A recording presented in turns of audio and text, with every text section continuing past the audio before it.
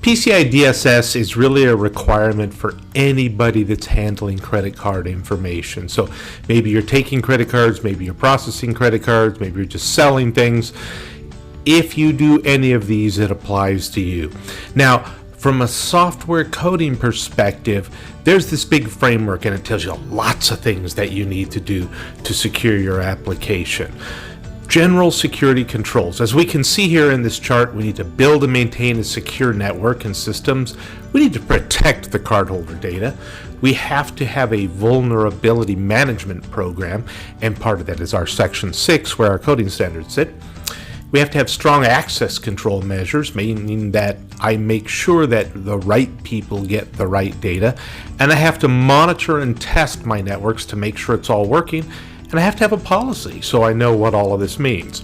Now, in particular, when we look at developing and maintaining secure systems and applications, it means a couple of things. This is requirement 6. We have to establish a process to identify vulnerabilities. So in other words, we have to scan, we have to look for problems. We have to protect from known vulnerabilities. So keep your patches up to date and use a tool to make sure that you check for known vulnerabilities against open source components that you're using. We need to make sure that we're developing software securely and that our teams are trained to do this. And we need to make sure that when we're doing development and testing, that production is completely separate so that we don't accidentally spill things into the wrong place. And Section 6.5 address common coding vulnerabilities, meaning secure coding standards. Now, in further detail, we have here 10 items listed, similar to the OWASP top 10, things like injection, buffer overflow. It's the bane of security all the time.